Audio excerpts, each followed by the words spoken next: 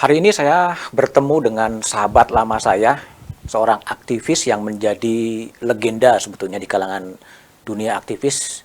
Pernah bersama-sama di Timor Timur, kadang-kadang juga bersama-sama ketika meliput Tanjung Priok. Mungkin Anda udah kenal, Hendardi. Ya, Hen. Iya, selamat tahun. Aku nih harus ngomong nyebut kamu apa sekarang? Sebagai aktivis, sebagai pengusaha, sebagai kontraktor, atau sebagai apa?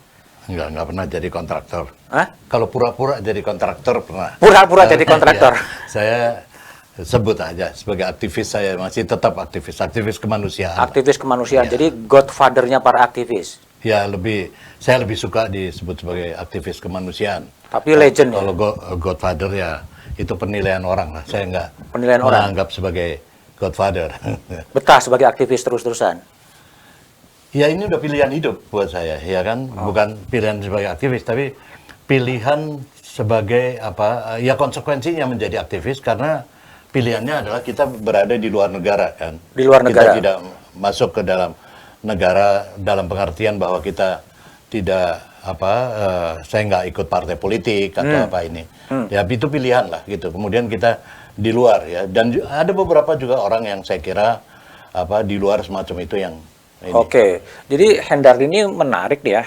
Dia di era-era Orde Baru ya masuk ke Aceh ya, masuk ke Aceh di waktu itu Aceh sebuah daerah operasi militer di bawah rezim Soeharto gitu loh. Cerita gimana masuk ke Aceh pada waktu itu? Iya, saya masuk itu tahun 90-an ya, saya kira atau 89 akhir. Setelah peristiwa Wajapara di Lampung yang sempat saya ini juga apa datangi ya, investigasi. Tahun itu fungsi saya di situ memang saya masih bekerja di LBH, di Yayasan LBH Indonesia dan sebagai semacam investigator lah. Investigator. Ya, iya, itu tidak cukup dikenal dan baru lah ya, satu fungsi baru di dalam LBH sendiri itu semacam coba-coba lah gitu ya. Ya, bos saya waktu itu kan Mulyana ya, Mulyana Kusuma ya, almarhum ya, nyentrik juga jadi. Dia sering apa coba-coba juga untuk coba-coba. Nah, ketika itu memang saya menginvestigasi mula-mula memang ada banyak pengalaman sebelumnya di LBH Bandung, investigasi beberapa kasus. Kemudian ketika itu investigasi Lampung dan dilanjut ke Aceh. Nah, ke Aceh itu memang ini bukan masalah gampang karena gimana susahnya tuh? Ini kan waktu itu DOM ya, DOM Aceh, daerah operasi militer Aceh. Saya masuk Aceh itu Anda bisa bayangkan, Pak Budiman bisa bayangkan itu kalau kita masuk situ, kalau jalan apa pesawat itu langsung ke Banda Aceh, atau bisa juga kalau Sumawe kalau nggak salah waktu itu agak lebih sulit karena banyak diperiksa dan sebagainya ya, yang ketat gitu ininya. Akhirnya pilihan-pilihannya selain juga ongkos juga masalahnya kalau pakai pesawat agak lebih mahal, saya pakai kendaraan darat, pakai bus biasanya. Yaitu makan waktu kalau dari Medan itu saya biasa mendarat di Medan dari Jakarta 12 jam lah ya, 12 jam dan menariknya adalah di Aceh itu termasuk yang agak berat itu karena boleh katakan 12 jam itu setiap jam ada checkpoint. Ada checkpoint. Jadi hampir 10 sampai 12 kali checkpoint. Dan kalau checkpoint itu seringkali kita perempuan disuruh di dalam bus, kita yang laki-laki suruh turun dan saya lihat sendiri itu yang nggak bawa KTP atau nggak ini, itu disuruh sit up atau segala macam atau ada dihukum lah pokoknya intinya. Nah saya sendiri juga tidak mudah kalau saya pakai kartu LBH, udah pasti masuk Aceh di perbatasan aja udah disuruh pulang. Terus gimana cara masuknya itu? Ya KTP saya banyak gitu. KTP banyak berapa KTP-nya? Mungkin ada paling minimal 7 lah ya. 7? Ya kalau habis saya ganti baru lagi. Loh, gitu. 7. Gimana bisa buatnya di mana? Ya dulu kan tidak sesulit sekarang. Ya dulu lebih mudah lah. Saya punya KTP Lampung, KTP Jakarta, KTP Bandung, atau beberapa KTP lain yang ini karena bisa dibantu lah biasa. Buat itu nggak terlalu sulit. Nggak terlalu susah ya? Kan komputerisasi ya. Itu semua atas nama Hendardi ya KTP-nya? Nggak selalu. Nggak selalu. Bisa juga nama lain tapi fotonya sama. Ya, sama. Dan profesinya beda-beda. Profesinya beda-beda. Apa tuh profesinya? Ada macam-macam, ada swasta, pedagang, Ah, atau tukang apa, kayu ada gitu. Hah? Tukang kayu gitu. Tukang kayu itu waktu di Timor Timur. Tukang kayu. Bukan tukang, pengusaha kayu. Pengusaha kayu. Kalau pengusaha kayu, saya waktu di Timor Timur saya pakai itu. Itu label yang saya pakai terus itu. Tukang pengusaha kayu itu. Pengusaha kayu. Oke. Kalau di Aceh ganti-ganti saya. Di Aceh Karena profesinya apa? profesinya macam-macam, saya nggak ingat juga. Udah nggak Di ingat ya? KTP saya, macam ada yang mahasiswa, saya dulu muka saya masih muda. Masih muda. Ya kan, mahasiswa, ada yang apa, saya tulis, ada yang pengusaha, ada apa pedagang atau apa, ada macam-macam. Tapi pendeknya saya menghindari, saya pakai LBH, identitas LBH. Yang kedua pakai KTP asli Lalu saya. ngaku siapa kalau Dan nggak pakai ketiga, LBH? saya menghindari bahwa itu apa dari Jakarta. Dari Jakarta. Nah, Jadi di setiap yang kota di Jakarta biasanya KTP saya Jakarta saya simpan. simpan. Nah, Jadi tapi KTP kalau mana yang dipakai? Macam-macam. Lampung, KTP. Seingat saya punya Lampung ya. Punya juga apa Serang ya. Serang. Terus, Bandung. Bandung. Saya lama di Bandung jadi udah pasti gampang lah. Di Bandung mungkin ada beberapa gitu. Ganti-gantian bisa saya pakai. Oke. Ya karena saya beberapa kali investigasi kan ke sana, jadi kan bisa hari ini saya pakai ini, besoknya saya pakai lain lagi gitu ininya. Itu hanya untuk bisa masuk ke dalam ya? Menghindar itu. Karena Menghindar. kalau kita pakai apa KTP itu yang saya hindari kan, KTP di pakai KTP Jakarta atau identitas LBH sendiri. Lah wong saya nggak mengaku dari LBH kok di situ. Karena LBH juga pada kenyataannya di sana ketika peristiwa itu orang ditangkap-tangkapi dan diproses hukum, kita nggak boleh juga bela dia, dihindari. Dan saya itu juga kalau pergi seperti ke Aceh itu, kalau diinvestigasi begitu, tentu aja saya biasanya bikin semacam surat Pak Budiman. Surat? Ya. Surat apa? Surat ke bos saya Mulyana. Tapi hanya dia yang tahu. Bahwa? Ya, dia yang tahu bahwa saya mengundurkan diri dari LBH. Jadi setiap operasi penyamaran didahului dengan surat pengunduran diri. Pengunduran diri. Karena apa? Karena saya nggak mau lembaga terlibat. Ya. Dan sekalipun itu berat buat Pak Mulyana misalnya almarhum, tapi dia menyetujui aja. Menyetujui. Ya, menyetujui aja. Itu buat KTP bayar berapa? Wah, macam-macam nilai waktu itu. Nggak mahal. Nggak mahal? Nggak mahal. Bisa punya 7 KTP ya? Pak Budiman kan pada saat-saat itu juga hidup sama ini. Kenapa nggak bikin KTP banyak-banyak? Sekarang KTP berapa? KTP sekarang mahal dong. Bukan mahal ya, tapi susah. Susah? Satu kan. Satu sekarang. Ini. Komputerisasi udah. Masuk semua kan. Nggak bisa itu ya? Iya. Oke. Nggak bisa. Di Aceh ada waktu apa investigasi sempat mengalami ancaman-ancaman di era Orde Baru dulu itu.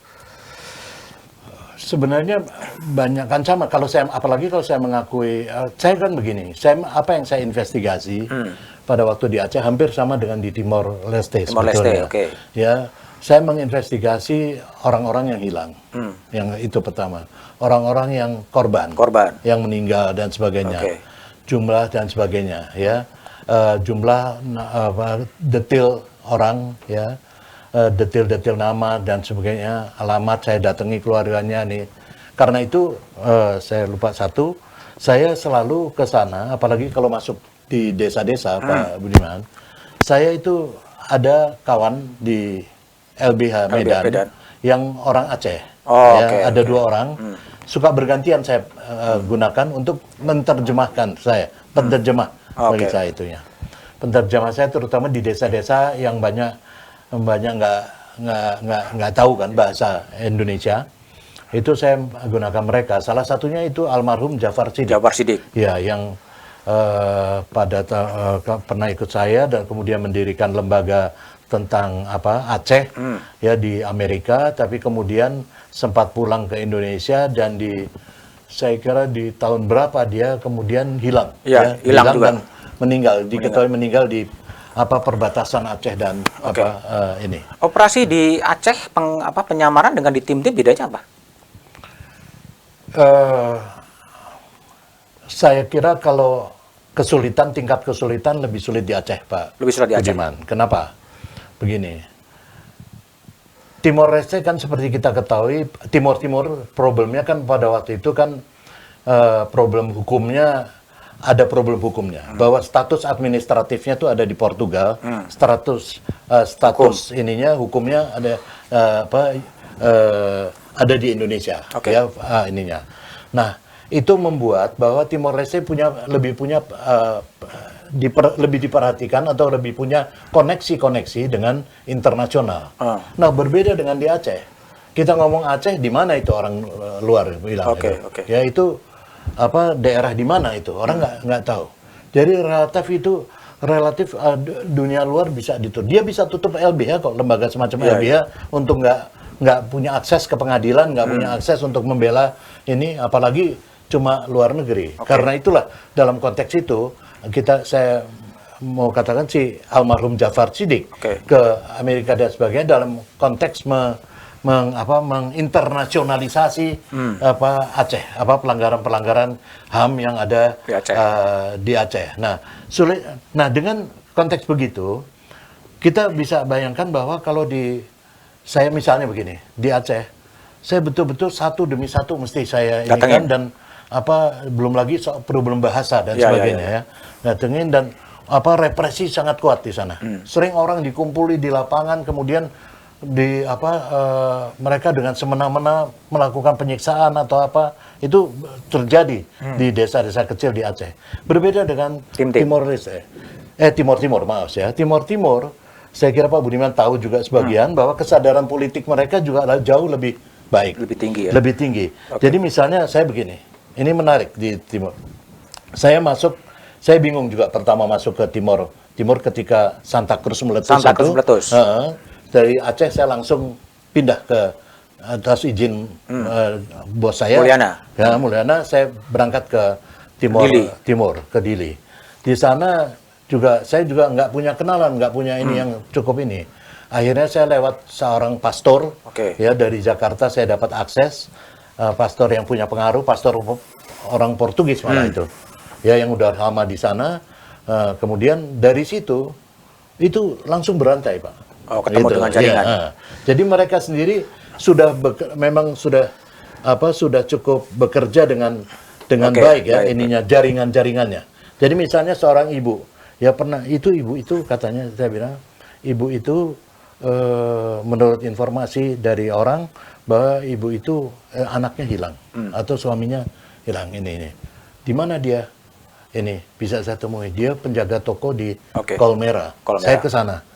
Saya ke sana, saya temuin, saya bisik-bisik seolah-olah mau beli peralatan di situ di tokonya. Tapi saya bilang, Bu, saya dari ini mau ketemu Ibu, mau mendata ini. Oh ya baik, kalau gitu Bapak nanti datang aja ke tempat saya. Di ini bukan tempat dia, tempat tetangganya itu. Di ini di mana dia kasih alamatnya ini. Bapak datang jam segini gitu. Dan jam segitu memang itu saya udah ada yang jemput. Di satu tempat, ya di satu, dan saya ke situ itu di sana kan pakai taksi Pak Budi, taksi istilahnya ya kan, taksi yang saya pindah-pindah, nggak sekali jalan dari hotel langsung ke ini, nggak pindah-pindah, saya ke mana dulu, kemana baru sampai ke situ untuk ini. Tapi mereka juga pindahin saya dari sini, terus kemudian saya tahu di luar ada yang mata-mata. Jadi lebih kesadaran politiknya lebih tinggi. Itu kan di tim-tim ya. Ini kan menarik nih. Ceritanya gimana kok tiba-tiba seorang Hendardi yang bukan berlatar belakang sarjana hukum gitu bisa dapat kuasa hukum dari Sanana Gusmao? Gimana ceritanya?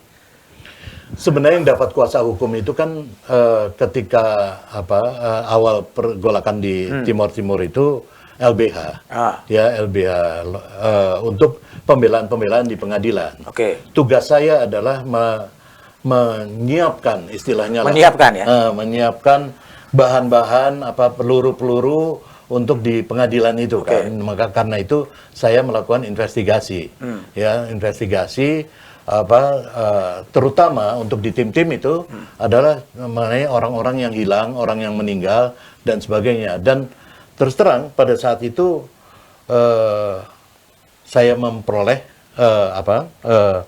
data-data itu dengan setelah berbulan-bulan ini dan data-data itu kemudian terus LBH sendiri nggak berani dampingin, bukan nggak berani menginikan data itu, mengungkap data itu. Oke. Apa ya sebagai seorang investigator ya kan yang ini saya sebut sendiri diri saya investigator.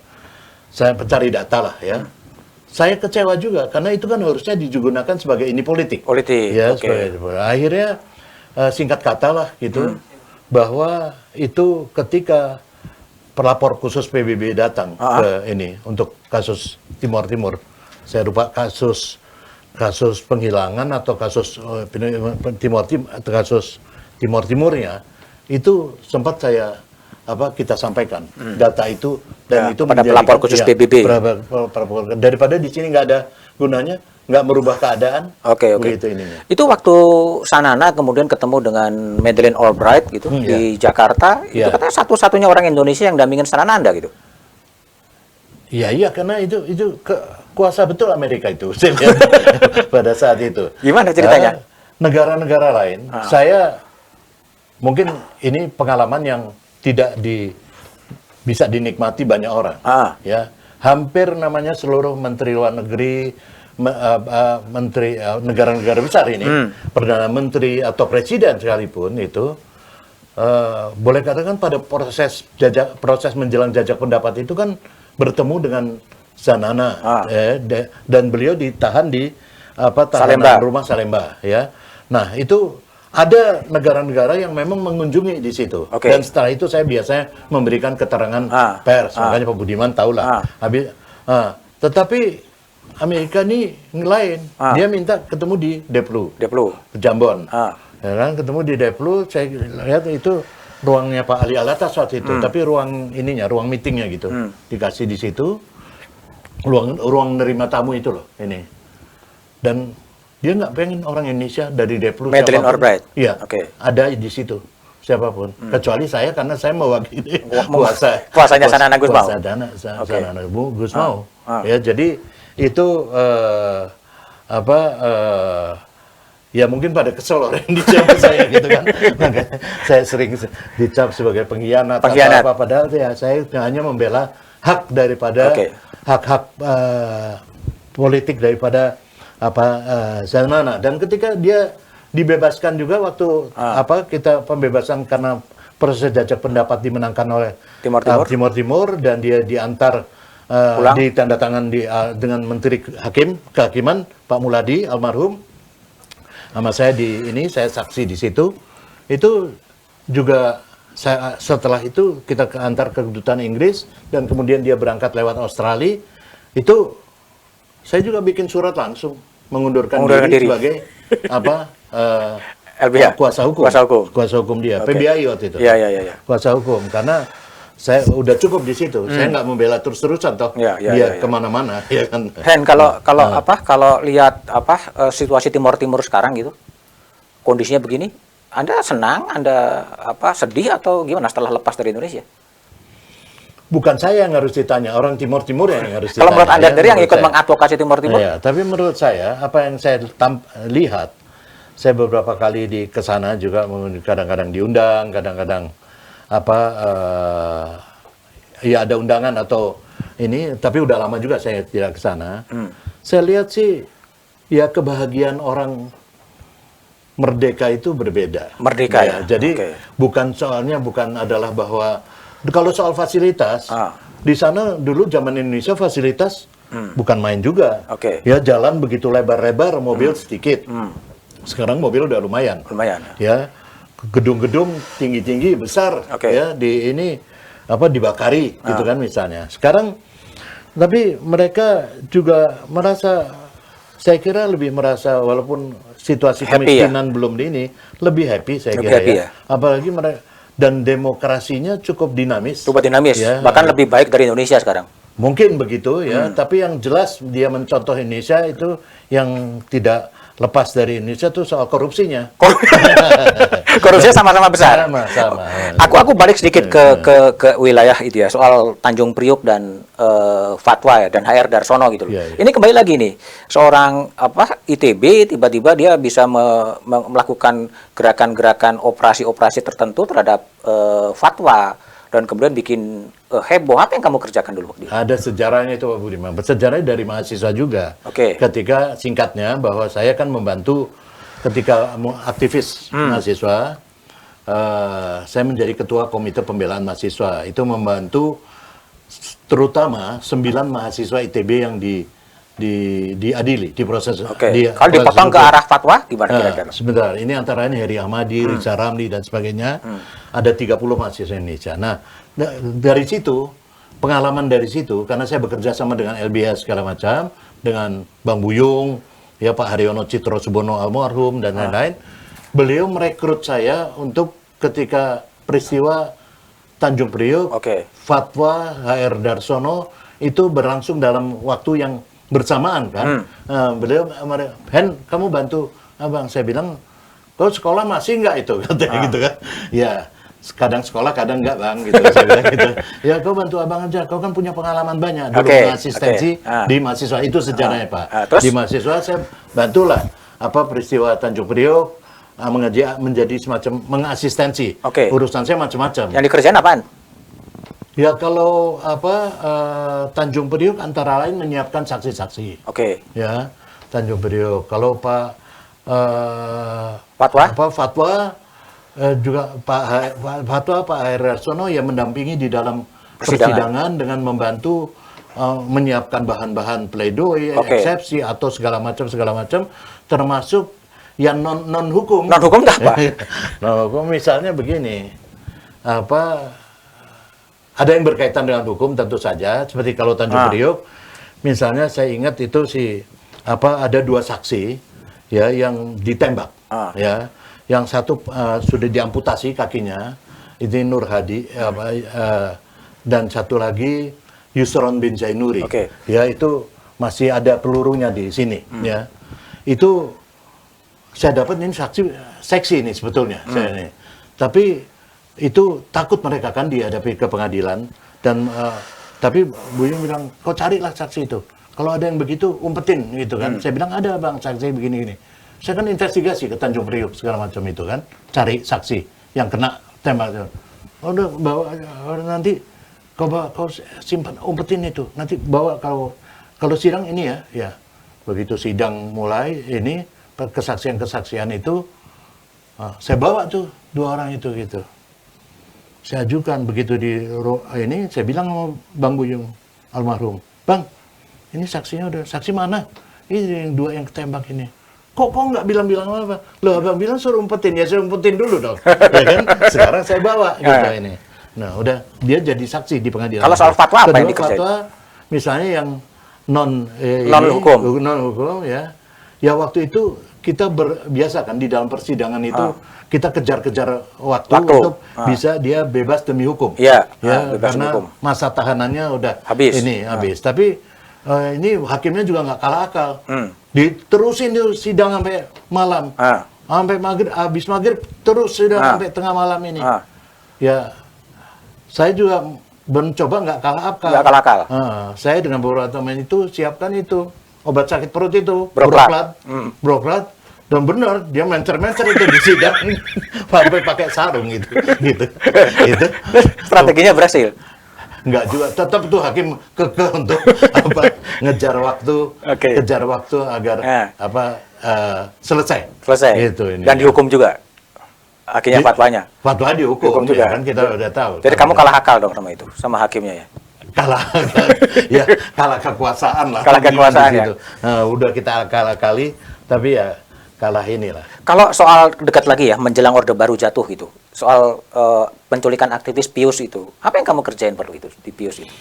Ya, yang kabur terus kemudian tiba-tiba ke Belanda. Kasus penghilangan paksa ini kan menjadi concern banyak orang ya waktu itu ini. Banyak orang yang hilang dan sebagainya, dan tiba-tiba satu waktu kan kita tahu beritanya bahwa Pius Lustri Lanang ya sekarang wakil ketua BPK, ya, dan Desmond Mahesa antara lain yang kenal sekarang wakil ketua Komisi 3 DPR mungkin itu, ini antara lain yang hilang. Ya kan, di antara banyak aktivis, ada juga yang bukan aktivis yang hilang. Nggak jelas maksudnya bagaimana, tapi hilang dan kemudian tiba-tiba ada kabar bahwa Pius sudah ini kan sudah ada di Palembang, Palembang kalau nggak salah. Dan Desmond sudah ada di Banjarmasin atau di mana, Kalimantan itu kampungnya dia. Udah di ini gitu. Jadi dilepas di situlah kira-kira. Gitu. Tanpa mereka tahu siapa yang lepas dan sebagainya, pokoknya di ini. Ya, saya memahami betul satu sisi pada waktu itu timnya ngambil. Tim saya mengambil untuk itu. Tim saya ada Paskah waktu itu yang ini untuk mengambil mereka, karena saya pahami betul ini penting sekali untuk memberikan semacam kesaksian pada publik apa yang terjadi pada mereka. Karena itu saya ingat bahwa saya kirim orang ke Palembang untuk ini bujuk Pius, dan nggak sebentar membujuk itu. Mundur maju juga. Saya pahami lah, karena mereka juga trauma orang mereka nggak tahu juga siapa penculiknya dan sebagainya. Jadi mereka ini akhirnya berhasil dibawa dari Palembang ke Komnas. Belum, saya inepin dulu semalam di sini kan. Itu silent Pak, gitu ya kan, nggak bisa ketahuan orang gitu. Silent ini saya nggak tahu tuh naik kapal laut atau apa waktu itu, lupa lah saya. Ya, ini sampai mungkin naik bus itu, ya waktu itu, lalu nyebrang, lalu sampai sini saya nginepin di situ tuh Pak, di Ibis, Sleepy. mana Sleepy, Sleepy. Malamnya saya datangi dia, Pius. Dia masih ragu itu, masih ragu juga, Pius. Tapi hebatnya anak, saya kira ya kan. Saya bilang gini, Pius, dia kan lebih junior dari saya. Udah, Anda mau jadi pahlawan atau mau jadi pecundang hari ini, ya kan? Besok nggak ada waktu lagi. Saya bilang, kalau nggak, saya pulangin besok ke Palembang lagi, gitu kalau ini. Akhirnya dia pilih gitu. Saya bawa ke ini, Puspom Abri ya, Pom Abri ya, dulu Samsul Jalal. Ya. Makanya saya kenal baik sama Pak Samsul Jalal. Lah Pak Samsul Jalal itu. Terus dari situ, dari Puspom? Dari Puspom bawa ke Komnas HAM. Tapi itu bukan kerja saya sendiri, banyak teman-teman lah, orang lain ya. Kerja ini kita paksa Komnas itu. Waktu itu masih Komnas pertama ya, kalau nggak salah. Ada Pak Baramuli, ini macam-macam itu. Pak Asmara juga ya. Ada terus situ. Bikin testimoni di situ. Sebelumnya testimoni di Puspom dulu gitu kan, untuk memproses si TNI kan. Nah, kalau ke Komnas, kepentingannya adalah bahwa dia bisa kepentingannya adalah untuk menyatakan pada dia ini bahaya orang ini di sini, gitu ya, bahaya gitu. Mula-mula orang komisioner Komnas HAM tuh juga ada yang udah nggak apa-apa di sini, saya kalau perlu di rumah saya gitu. Ini dibilangin nama yang lain gitu kan, ini bahaya, ini orang, ini barang panas ini gitu kan katanya, ini semacam itu, kira-kira begitulah gitu. Mereka akhirnya mikir-mikir nggak berani juga gitu. Nggak berani nanggung. Kalau nggak berani, udah sekarang kita udah siap untuk dia pergi keluar gitu. Ke Belanda. Bagaimana? Ini nggak bisa pergi, ini kan nasionalisme lah, alasan-alasan nasionalisme. Saya bilang udah nggak zaman nih sekarang nasionalisme. Dulu orang ini kita mesti selamatkan kemanusiaan dia di sini. Dari Komnas langsung terbang ke Belanda. Saya ini dulu ribut di Komnas, karena kita minta mereka antar ke bandara, sampai bandara, gitu, supaya aman gitu. Mereka nggak ini alasannya ini. Nah, kita bilang itu di depan udah ada mobil dari kedutaan Amerika. Saya bilang ya kan, yang siap juga ngantar gitu. Kalau misalnya nggak mau diantar gitu. Kalau mobil kedutaan kan aman gitulah, jadi nggak akan diganggu gitu ininya. Tapi akhirnya mereka mau ngantar. Mereka bahkan bukan sampai tangga pesawat. Ngantar Pius terbang ke Belanda. Setelah memberikan testimoni di Komnas. Dan dia kemudian berkeliling lah kampanye di Eropa untuk ini tentang penghilangan paksa itu. Dan kemudian dia sekarang jadi wakil ketua BPK. Alhamdulillah. Orang yang mengadvokasi masih gini-gini aja gitu. Memang kita gini-gini aja. Masih gini-gini aja ya. Jadi nggak ada yang itu. Nggak ada yang berubah dari kita ya kan. Ya, kita tetap di luar. Tetap di luar. Nah, kalau Hendardi lihat sekarang di luar ya, banyak teman-teman Anda yang kemudian masuk ke kekuasaan gitu kan, masuk ke aktivis-aktivis berada di istana dan lain sebagainya. Anda kok nggak ikut, nggak mau ke sana? Itu pilihan Pak Budiman, ya kan. Saya kira begini. Saya lebih karena begini, bukan saya tidak mau. Saya Tapi tidak, mau berarti ya? Tidak hirau terhadap Tidak hirau. itu ya. Apalagi di zaman-zaman perubahan partai ke partai politik yang multi partai ya. Dulu kan kalau kita lihat dulu LBH itu Pak Budiman kan sering di sana kan. Lihatnya LBH itu udah seperti partai politik dulu. Ya, apa beritanya hampir tiap hari. Lebih kuat dari partai politik yang waktu itu masih 3 aja ya.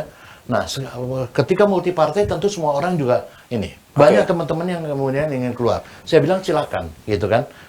Ini cari peruntungan, tapi saya enggak. Saya mungkin di ini aja. Jadi aktivis begini, bukan saya pengen jadi aktivis terus-menerus, tapi lebih karena saya merasa bahwa kalau saya di dalam, belum tentu saya juga kuat belum tentu kuat dalam tidak tergoda pada sistem yang ini. Karena saya meyakini transformasi politik yang terjadi baik setelah 98 itu bukan transformasi yang sebetulnya hakiki ya, yang ini, tapi lebih ganti baju ini. Ya Habibie kan nggak pernah dapat kekuasaan dari rakyat, dia dapat baju dari Soeharto untuk jadi presiden. Gitu. Kalau tidak tertarik masuk ke atau belum tertarik masuk ke kekuasaan, tapi sekarang jadi tim penasihat ahlinya Kapolri. Itu gimana ceritanya? Tiba-tiba seorang aktivis yang banyak mengadvokasi polisi tiba-tiba masuk ke tim penasihat ahlinya Kapolri itu? Ya itu nggak bisa dibilang kekuasaan apa? Kita nggak berkuasa apa-apa. Yang berkuasa Kapolri. Besok kita dicopot juga bisa. Di situ. Itu kan institusi di pinggir-pinggirnya Kapolri untuk memberikan aja nasihat diminta atau tidak diminta.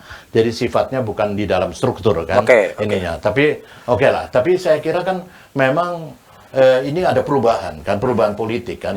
Apalagi dan polisi itu kan di garda depan ya. Menurut saya sangat penting kita juga ikut bersama-sama membantu melakukan perubahan-perubahan terutama di kepolisian yang sangat punya kekuasaan yang besar sebetulnya untuk di dalam perubahan-perubahan masyarakat. Didengar nggak sih penasihat ahli itu? Saya nggak tahu ya kalau didengar atau enggak, tapi ya ada lah masukan-masukan kita yang didengar, ya? Ini macam beda-beda Pak. Beda-beda Kapolrinya. Beda-beda Kapolrinya. Ada Kapolrinya yang juga mungkin nggak terlalu peduli sama sekali dalam penasihat ahli ini. Mungkin dia nggak tahu ada atau enggak di penasihat ahli. Tapi ada juga yang sangat peduli ya. Nah ini kadang-kadang misalnya Pak Tito dulu ya sering tengah malam di ini. Gimana kita bisa nggak malam diskusi Bang gitu kan? Jam 11 bisa? Bisa. Ya udah jam 11 malam. Karena ada yang begitu, ada yang ini. Saya akan balik sedikit ya, Pak. Waktu Anda jadi aktivis jadi sering jadi langganan Badan Intelijen ABRI ya? Diperiksa terus. Ya beberapa kali. Terutama sih kalau saya sebetulnya kalau cerita aslinya ini saya nggak terintip dengan baik. Nggak terintip dengan baik. Oleh itu. Jadi penyamaran yang sukses ya? Ini bukan untuk membanggakan, tapi saya mau bilang ada yang terintip dengan serius. Misalnya Mulyana. Saya tuh diinterogasi gara-gara Mulyana. Gitu. Mulyana kan pernah dikejar-kejar itu. Saya melindungi beliau kan gitu. Akhirnya saya yang di ini. Gitu. Jadi, dan sekarang yang menginterogator jadi sahabat. Iya, sempat diinterogasi di Bia itu di Pasar Minggu itu 2-3 hari itu ya kan dia enak juga tapi rumah saya di Pasar Minggu diantar malam-malam dijemput lagi pagi-pagi ya dan yang bukan menginterogasi bosnya di situ kepalanya di situ ya itu Brigjen waktu itu ini ya akhirnya satu waktu kontak dan kemudian ya bersahabat sampai sekarang. Ya, sering kadang-kadang ngundang makan atau dia main musik. Jadi dulu yang memeriksa karena menjadi sahabat-sahabat semua. Iya, yang meriksa dulu saya sih itu mungkin pangkatnya di bawah. Dia jelas ya. Ini dan bolak-balik cuma pegang-pegang pistolnya di kaki itu gitu. Ini cuma kalau apa Pistol taruh meja. ini enggak. Kalau ini bosnya itu begitu, integrasi, taruh pistolnya di meja, terus ke dalam sebentar, ambil kertas panjang, seret gitu begini. Dulu kan belum ada handphone Pak Budiman, jadi pakai apa pager kan? Pager. Nah ini pager pakai, dia bilang pakai ini lagi kode-kode nama segala macam. Emang kita nggak tahu lah. Oke. Dulu pakai pager itu. Oke, kalau itu, kalau lihat sekarang ya, ini kan demokrasi kan yang diperjuangkan oleh Hendardi kan banyak sekali tulisan-tulisan soal demokrasi, soal hak sipil dan lain sebagainya. Kondisi demokrasi sekarang menurut Anda gimana? Lebih bagus, lebih baik, atau sia-sia nggak perjuangan Hendardi? Ya secara umum saya kira tentu ada perbaikan. Ada perbaikan. Walaupun saya katakan tadi bahwa transformasi politik yang terjadi bukan sesuatu yang sifatnya hakiki ya, substansial, tetapi masih berganti baju. Jadi artinya di situ tentu saja perubahan-perubahan itu tidak secepat yang kita dibayangkan. Ya, tidak secepat yang kita cita-citakan, kita impikan dulu, tetapi karena lebih lambat lah, lebih lambat. Tapi kan sekarang ya masa kita nggak bisa bilang ada kemajuan, ada lah pasti. Ada kemajuan. Ya, Meskipun pasti indeksnya kemajuan. turun ya, indeks demokrasinya turun ya. Ya itu kan cara mengukur ya, saya kira. Indeks mungkin, tapi saya kira kan misalnya tindakan-tindakan kekerasan yang ini di luar batas dan sebagainya tidak ini lagi. Intimidasi atau kentara itu enggak. Itu terasa sekali buat orang seperti saya. Hidup saya ini kaya teror, Pak. Kaya teror. Pada waktu lalu gitu kan. Kemana-mana diteror ya. Kadang seringkali juga keluarga kita harus simpan itu, ungsikan. Ya, dan di kantor bolak-balik demonstrasi kan, untuk terutama kasus-kasus ketika saya nangani Timur ya, oleh berbagai ini. Hen, kalau kita sedikit ya, kan pernah juga jadi pansel KPK ya, dan sempat Anda juga di konflik lah atau dengan teman-teman di LSM yang mengatakan ada konflik of interest gitu. Itu cerita gimana? Sebetulnya apakah KPK yang sekarang yang diidealkan atau ada pertarungan di dalam gitu? Ya, saya kira begini. Pertama, lugu aja saya, naif aja bahwa saya ini kan dipilih oleh presiden, bukan saya minta-minta. Saya nggak pernah minta. Ya, bahkan terus terang setelah itu saya diminta sebetulnya. Ini saya buka sedikit untuk Dewan Pengawas. Saya nggak mau. Nggak mau. Karena itu juga kelihatan konflik of interest kan. Saya bekas pansel gitu kan. Oh, diminta jadi Dewan Pengawas? Pernah diminta sebelum dipilih ya. Itu nggak mau saya. Gitu ini. Jadi waktu itu saya kira itu saya minta. Kedua, pertama-tama sih saya oke-oke aja. Saya nggak mau ini. Saya serahkan banyak pada Ibu Ketua Bu Yanti, ya kan, Bu Yanti untuk ini. Tapi lama-lama dia juga nggak sabar. Bahkan manusiawinya itu keluar. Sempat ngeluh, Pak En, ini bagaimana sih? Kita kok orang-orang tua, tapi dikocok-kocok begini sama ini. Sama aktivis-aktivis juga. Ya udah Bu, kalau Ibu berkehendak saya ini, saya nanti maju gitu. Di tengah-tengah itu baru saya maju kan, ya kan. Makanya keluarlah kata-kata saya itu kan, misalnya Anda masih belajar prakarya, saya udah jadi aktivis. Saya bilang gitu. Jadi ada kegenitan aktivis juga? Enggak, untuk lelucuan aja. Lelucuan aja. Tapi intinya saya sebenarnya mau ini begini, mereka juga ada hal yang saya bikin pelajaran buat mereka. Ya. Mereka senang mengkritik. Saya juga hobi saya mengkritik dari dulu sampai sekarang. Tapi kita mengkritik juga kita harus memperlihatkan juga diri kita konsisten terhadap itu. Ya, misalnya dia mengkritik bahwa kenapa banyak amat polisi atau ini yang ini. Tapi mereka sendiri nggak mau daftar. Nggak mau daftar. Di pertama mereka bukan kita undang loh. Pertama yang kita undang adalah LSM dan mantan pimpinan KPK untuk kita mendapat masukan dan mereka kemudian kita udah sampaikan di situ, daftarlah. Nggak mau. Bukan daftarlah aja.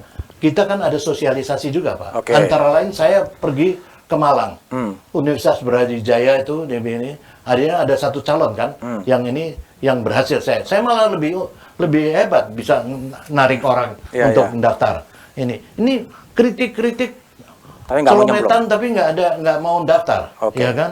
Nggak mau daftar. Saya bilang kalau nggak mau polisi, nggak mau ini ya kalian daftar. Oke. Nanti kan juga kita kan juga nggak mungkin tidak transparan untuk Oke.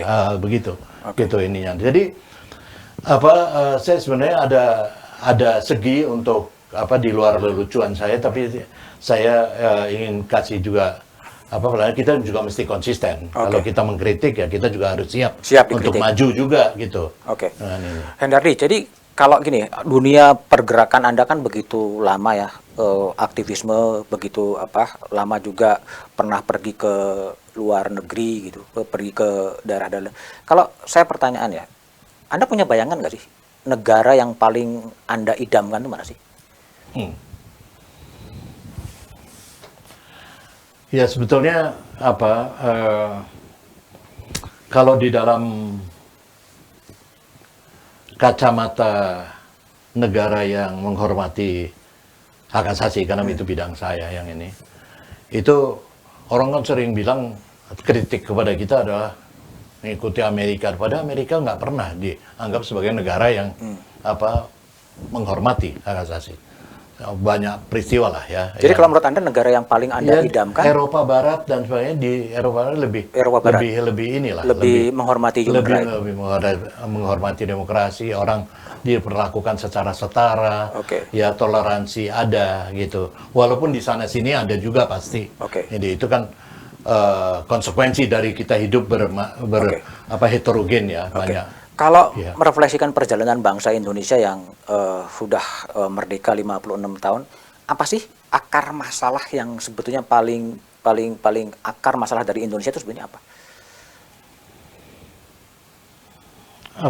Saya kira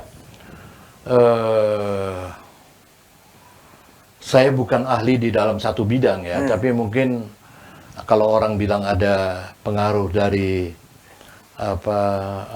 budaya ya mungkin, tapi juga saya kira dari awal kita memang setelah